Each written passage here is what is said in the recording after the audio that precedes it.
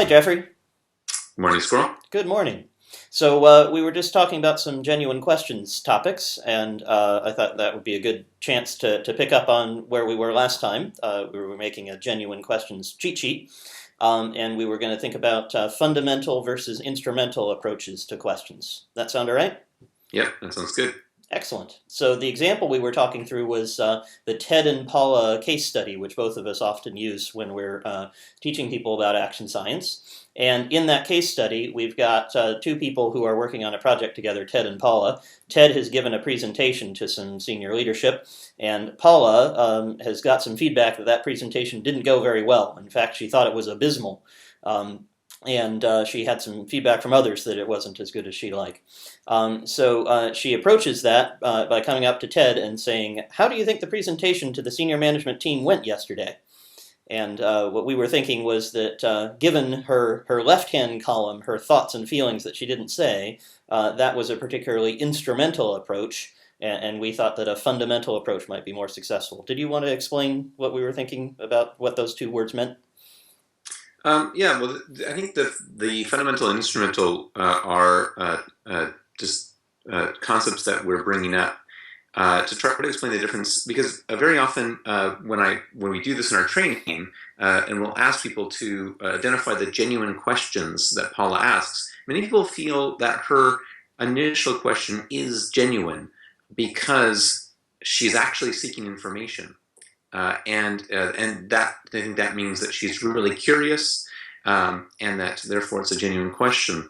And however, I think it's important to look at why she's seeking the information she is. And in the case of this, of asking Ted, how do you think the presentation went? It is what we described as an instrumental question, which is she's not really curious in the sense that she's looking to change her mind. She has a point of view, she has a plan of action, and she's really looking for information that will guide her in her persuasion of Ted. Now, she's looking for information about Ted, but not information from Ted. She's really not open to the idea that something Ted's going to say in response to this will change her opinion about what happened or what should happen next. And from that point of view, she's not fundamentally curious. She's not looking to consider changing her own view. She's merely instrumentally curious, wanting to get information to win her point. Yep. And that's the difference in that people often mistake when they're thinking just of curiosity. It's really curiosity for what purpose? And an example I often use is television chat shows where you have two politicians on, and the politicians give their views very clearly, and they might ask each other questions. But you never see at the end that they change their minds and say, "Oh yes, migration into this country would be great. We should open the borders." That never happens. So they're in instrumental mode rather than fundamental mode. That's right. Cool. So did you have any thoughts about how Paula could frame her question, frame her conversation with Ted in a way that's more fundamental? I think so. I think it'd be useful to show the difference, both in terms of the question construction, what the content is, but also how different replies would change her mind or not. It's not important that you're not necessarily looking to have your mind change. You might end up confirmed, but that is you're open to either one. So if we look at this case, I think we'll start with what Paula's real interests in the conversation are. And actually, when you look at it, she's there and she opens by asking about the presentation, but her real concern is the project. Will the project be approved? And if we look at the mutual learning model in Rule 1, it says state views and ask genuine questions. And the important part here is that Paula has a view, and that is that the project will not be approved if the execs don't have the cost information. So the way that she should open this up from this model would be to state her view, her concern, and then ask the genuine question. So that her view is that it won't be approved, and her question would be, is there a reason to think that the cost information isn't required?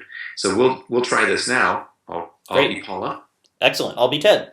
And we'll go through it a couple times and look at the difference that would make in the conversation. So, morning, Ted. Good morning, Paula. Ted, I'm worried about the project. Because we didn't cover cost information in the presentation yesterday, I'm worried that the execs won't approve it. Is there a reason that you think that we don't need the cost information? Well, yeah, actually, the chairman told me just before the meeting to skip the slide on costs because there's some really sensitive information in there. And I sent it round to him and the people he felt were okay to get the sensitive information. And they came back to me just an hour ago and told me the costs were just fine. Oh, okay. Fantastic.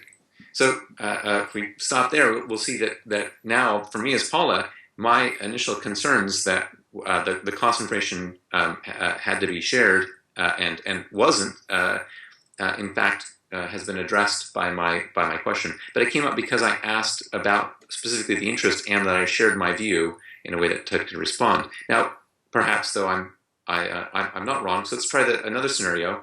Good morning, Ted. Good morning, Paula. Ted, I'm really concerned about the project. I'm worried that since we didn't include cost information in the presentation yesterday, that the execs won't give it the go-ahead. Do you think there's something I'm missing there? No, you're right. I had the wrong slides on my USB drive, so I'm frustrated that I didn't include it. I still got really good feedback from everybody about it, but I've been wondering how we could share that in an effective way. Oh, okay. Yeah, well, I think it'd be very useful if we were to take that information and anything else that came up in the questions that we didn't answer, and I think we could put together an email and send it around to all the execs along with a summary of the presentation. That's what I was thinking would work.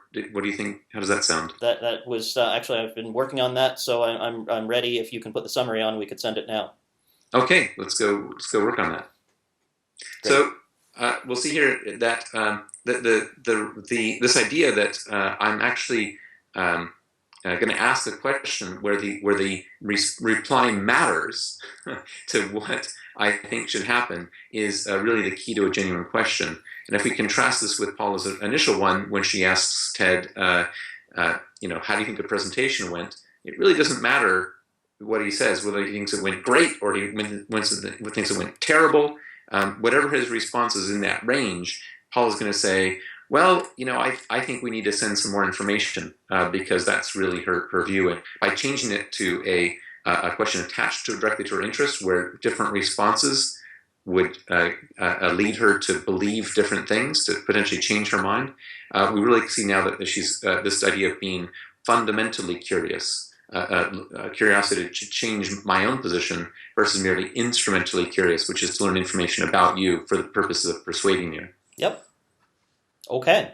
Well, if viewers would like to see the Ted and Paula case study or have a look at the Johnny Benko book by Daniel Pink that gave us the idea for fundamental versus instrumental, those are in the links section below. All right. Thanks, Jeffrey. Thanks, Squirrel. See ya.